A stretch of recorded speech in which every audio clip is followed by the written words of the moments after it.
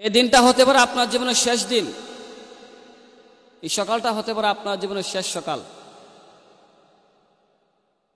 আপনি খানা খাইতে বসছেন, প্লেটে নিয়ে খানা খাইতে বসছেন, নুকমা মুখে দেওয়ার আগে আপনার জীবনের শেষ দরজায় মালাকুল মউত আসতে পারে। কাউকে বলে আসবে না মৃত্যু, কাউকে না। মৃত্যু এমন একটা জিনিস আপনার নামটাও চেঞ্জ করে দিবে। আপনি মরে দেখেন আপনার নাম নিয়ে কেউ ডাকবে না, আপনার নামের পরিবর্তে লাশ নামটা হয়ে যাবে লাশ। যেমন আমি ইয়াজুল ইসলাম ইয়ামিন, আমি মৃত্যুবরণ করি, আমার নামও থাকবে না, ইয়াজুল ইসলাম ইয়ামিন কেউ ডাকবে না। সকলে বলবে লাশটাকে ঘর থেকে বের করো, এই লাশটাকে ঘর থেকে বের করো, এই লাশটার গোসলটা করাও, জীবনের শেষ গোসল লাশটাকে করে দাও।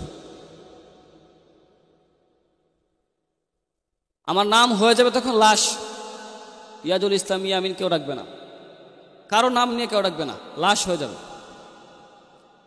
মৃত্যু এমন একটা জিনিস ভাই। কত মানুষকে তো আমরা জানাজা পড়েছি, কত মানুষের জানাজা তো আমি পড়েছি, কত মানুষের জানাজায় আমরা শরীক হয়েছি। কখনো কি চিন্তা করেছেন আপনার আমার জানাজার মানুষ, আপনার আমার জানাজার জন্য মানুষ শরীক হবে, মানুষ আসবে? কত মানুষের জানাজার ইমামতি আমি করেছি। কখনো কি ভেবেছেন আমার ইমামতি করার জন্য কত মানুষ আসবে? মৃত্যু এমন একটা জিনিস ভাই, কাউকে চিনে না, কাউকে না। প্রত্যেকটা মানুষের জন্যই মৃত্যু অনিবার্য, প্রত্যেকটা মানুষের জন্য। আজকে আমাদের চলাফেরা, আমাদের ভাব ভঙ্গিমা, আমাদের স্ট্যাটাস দেখে মনে হয় আমরা মৃত্যুবরণ করব না, তাই না? আমরা মৃত্যুবরণ করব না। বাড়ি গাড়ি অট্টালিকা ধন সম্পত্তি এমনভাবে আমরা জোগাড় করছি, মনে হয় যে আমরা এই দুনিয়াতে চিরস্থায়ী বাসিন্দা। অথচ আমরা হচ্ছে দুনিয়ার একটা মুসাফির। এই দুনিয়ার আমরা একজন মুসাফির মুসাফির মুসাফির আমরা। দুনিয়া কাউকে থাকতে দেয় না, সবাইকে বের করে দিবে, সবাইকে।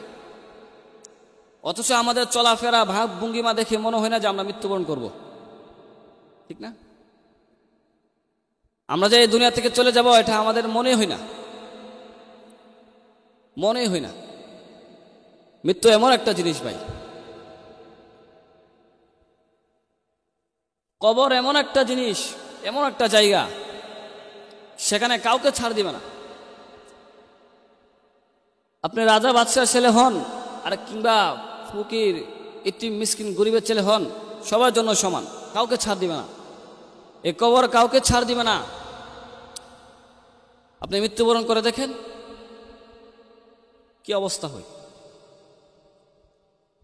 কবর এমন একটা জিনিস। ওসমান রাদিয়াল্লাহু তাআলা আনহু যখন কবরে পাশ দিয়ে যাচ্ছেন, তার চোখ দিয়ে এমনভাবে পানি বের হতো, তার দাড়ি ভিজে যেত। সাহাবা কেরামরা জিজ্ঞেস করেন, খলিফাতুল মুসলিমিন, আপনি কবরের পাশ দিয়ে গেলে এমনভাবে কাঁদেন কেন, এমনভাবে কাঁদেন কেন, আপনার দাড়ি ভিজে যা? তখন ওসমান রাদিয়াল্লাহু তাআলা আনহু বলেন, আমি রাসূল সাল্লাল্লাহু আলাইহি সাল্লামের মুখ থেকে শুনেছি কবর হচ্ছে আখিরাতের প্রথম মঞ্জিল। এই কবর হচ্ছে আখিরাতের প্রথম মঞ্জিল। যে কবরে ধরা খাবে সে প্রত্যেক গাঁঠে গাঁঠে ধরা খাবে, আর যে কবরে নাজাত পাবে সে প্রত্যেকটা গাঁঠে গাঁঠে সে নাজাত পেয়ে যাবে। এই কবর হচ্ছে এমন একটা জায়গা, ভয়াবহ জায়গা। ভাই কবর, যার যেখানে এই কবর, সেখান থেকে এই কবর তার মানুষে এই কবরের নাম নিয়ে নিয়ে, মানুষের নাম নিয়ে নিয়ে ডাকতে থাকে। প্রতিদিন কবর ডাকতে থাকে আর বলতে থাকে, আমার ঘরে আসবা, খালি হাতে এসো না। আমি এমন একটা জায়গা, আনা বাইতুল ওয়াহদা, আমি হচ্ছে একাকিত্বের ঘর, আমি একাকিত্বের ঘর। বা একাকিত্ব এমন একটা জায়গা, এমন একটা জিনিস, এই কবরের মধ্যে আপনার একা একা থাকতে হবে। আজকে যারা আপনার আত্মীয় স্বজন, মা বাবা, ছেলে মেয়ে, স্বামী স্ত্রী, যাদেরকে আপন মনে করতেছেন তারা কেউ যাবে না, এই কবরে কেউ যাবে না। কবর এমন একটা জায়গা, আপনার একা একা থাকতে হবে, এই কবরে একা একা থাকতে হবে। আরে আপনি আজকে যাদেরকে আপন মনে করতেছেন তারাই আপনার লাশটাকে নিয়ে কবরে রেখে দিবে, আপনার কবরে আর যাবে না, দেখতেও যাবে না, দেখতেও যাবে না। সর্বোচ্চ 2 দিন 3 দিন যাবে আপনার কবরের পাশে, আর যাবে না। যাদের জন্য হয়তো কিছু করতেছেন, ধন সম্পত্তি অট্টালিকা বাড়ি গাড়ি করতেছেন, যাদের জন্য রেখে যাচ্ছেন, বিশ্বাস করেন কিংবা জানি না ভাই, তারা কেউ যাবে না আপনার কবরের পাশে, কেউ যাবে না, আপনার সঙ্গে কেউ যাবে না, আপনাকে একা একা রেখে দিয়ে চলে আসবে। দুনিয়াটা এমন, আপনার বাবাও যাবে না, আপনার মাও যাবে না, আপনার ছেলে সন্তান স্বামী স্ত্রী কেউ যাবে না, আপনাকে একা একা রেখে আসবে সেই কবরে, একা থাকতে হবে। আনা বাইতুল ওয়াহদা, আমি একাকিত্বের ঘর, আমি একাকিত্বের ঘর। কবর ডাকতে থাকে, প্রতিদিন ডাকতে থাকে। আজকে যাদেরকে আপন মনে করি তারা ভাই আমাদের আপন না। মরে দেখেন, দুনিয়াতে আমাদের কেউ আপন না আল্লাহ ছাড়া, আল্লাহ ছাড়া আমাদের আপন কেউ না। তাহলে কবরে যায় না কেন? কবরে একমাত্র আল্লাহ ভাই আমাদের সাহায্য করবার, কেউ না, আমাদের রাসূল সাল্লাল্লাহু আলাইহি সাল্লাম। কবরে এমন একটা জায়গা। আনা বাইতুদ দুত, আমি পোকা মাকড়ের ঘর, আমি পোকা মাকড়ের ঘর। কবর ডাকতে থাকবার বলবে আমি পোকা মাকড়ের ঘর। আজকে দুনিয়াতে যারা আমরা ঘুমাই, একটা মশার কামড় আমরা সহ্য করতে পারি না, একটা মশার কামড় আমরা সহ্য করতে পারি না, একটা পোকা মাকড়ের কামড় আমরা সহ্য করতে পারি না, মশারি ছাড়া আমরা ঘুমাতে পারি না, কোয়েল জ্বালানো ছাড়া আমরা ঘুমাতে পারি না। এই কবর ডাকতে থাকে আনা বাইতুল দুত, আমি পোকা মাকড়ের ঘর, আমি অন্ধকারের ঘর। আজকে আমরা আলো ছাড়া থাকতে পারি না, দুনিয়াতে চলতে পারি না, এই কবর হবে অন্ধকারের ঘর। আনা বাইতুল গুরবা, আমি একাকিত্বের ঘর, আমি অপরিচিত ঘর। আনা বাইতুল গুরবা, আমি অপরিচিতর ঘর। আমরা দুনিয়াতে সবই চিনি, কিন্তু তখন এই ঘরটা এমন হবে, এই ঘরের সম্পর্কে আমাদের কোনো ধারণা নাই। কবর এমন একটা জায়গা হবে। কবর প্রতিদিন ডাকতে থাকে, প্রতিদিন আর বলতে থাকে আসো, তোমার জন্য আমি অপেক্ষা করছি, তুমি আসো। কবর এমন একটা জায়গা ভাই, মরে দেখেন কি অবস্থা। আজকে আপনি মরে দেখেন কবর আপনার সঙ্গে কি আচরণ করে। যখন কোনো বান্দা, নেককার কোনো বান্দা মৃত্যুবরণ করে, নেককার কোনো বান্দা যখন মৃত্যুবরণ করে, মুমিন বান্দা আল্লাহওয়ালা মৃত্যুবরণ করে, তখন কবর তাকে বলতে থাকে আহলান সাহলান, আমার উপর যত মানুষ বিচরণ করেছে তুমি ছিলে আমার কাছে সবচাইতে পছন্দনীয় বান্দা। আজকে তুমি আসছো আমার বুকে, আমার কাছে, দেখো আমি তোমার সঙ্গে কি সদাচরণ করি। এই বলে কবরটা প্রশস্ত হয়ে যাবে, এমন দীর্ঘ হয়ে যাবে, এবং জান্নাতের গেটের সঙ্গে একটা দরজা তার কবরের সঙ্গে অ্যাডজাস্ট করে দিবে। তাকে জান্নাতে পোশাক পরিধান করানো হবে, জান্নাতে একটা চাদর তার নিচে বিছিয়ে দেওয়া হবে। কবর তার সঙ্গে এমন সদাচরণ করবে। আর যখন কোনো গুনাহগার নাফরমান বান্দা মৃত্যুবরণ করবে, কবর তার সঙ্গে এমন আচরণ করবে, কবর বলতে থাকবে আমার উপর যত মানুষ বিচরণ করেছে, চলাফেরা করেছে, তুমি ছিলে আমার কাছে একজন ঘৃণিত বান্দা, তোমাকে আমি সবচেয়ে বেশি ঘৃণা করতাম।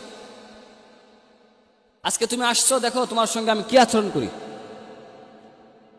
এই বলে কবর তার সঙ্গে এমন আচরণ করবে, কবরটা এমন সংকীর্ণ হবে, এমন চাপ দেবে, কবর তাকে এমন চাপ দেবে, রাসূল সাল্লাল্লাহু আলাইহি সাল্লাম বলেন তার এক বাজুর হাড় আরেক বাজু এমনভাবে ঢুকে যাবে, কবর তার সঙ্গে এমন আচরণ করবে। জাহান্নামের একটা দরজা তার তার জন্য খুলে দেওয়া হবে, জাহান্নামে পোশাক তাকে পরে দেওয়া হবে। জাহান্নামী ফেরেশতা এখানে আসে হাজির হয়ে যাবে, কবর তার সঙ্গে এমন আচরণ করবে। কবরকে ভয় করেন ভাই, কবরকে ভয় করেন। কেমন কবর এমন একটা জায়গা হবে, কাউকে ছাড় দিবে না। সাহাবায়ে কেরামরা কবরকে অনেক ভয় করতেন, অনেক অনেক ভয় করতেন। আজকে আমরা মৃত্যুবরণ করবো কিনা এটাই আমরা ভুলে গেছি। আমরা যে দুনিয়ার একজন মুসাফির এটাই আমরা ভুলে গেছি। এটাই আমরা যে দুনিয়ার মুসাফির বান্দা এটাই আমরা ভুলে গেছি। মনে হয় আমরা দুনিয়ার স্থায়ী একজন, আসছি আর যাব না। আজকে আমাদের যুবক ভাইদের অবস্থা দেখলে মনে হয় না তারা মৃত্যুবরণ করবে। আজকে যুবক ভাইরা অশ্লীলতা বেহায়াপনায় তারা মুগ্ধ। দুনিয়া তাকে এমন এক জায়গায় নিয়ে গেছে,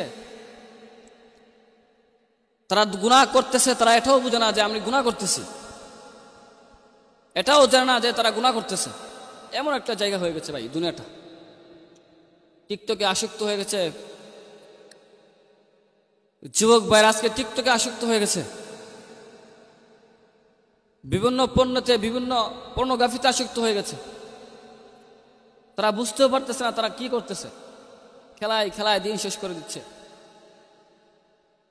আরে ভাই দুনিয়া দুনিয়া করতেছেন, এই দুনিয়া আপনাকে থাকতে দিবে না, এই দুনিয়া আপনাকে লাথি মারবে, এই দুনিয়া আপনাকে লাথি মারবে। আজকে যারা টাকা টাকা করতেছেন, দুনিয়া দুনিয়া করতেছেন, টাকা টাকা করেন, মরে দেখেন কি করবেন এই টাকাটা? কাফনের তো ভাই পকেট নাই, টাকা নিয়ে কোথায় যাবেন?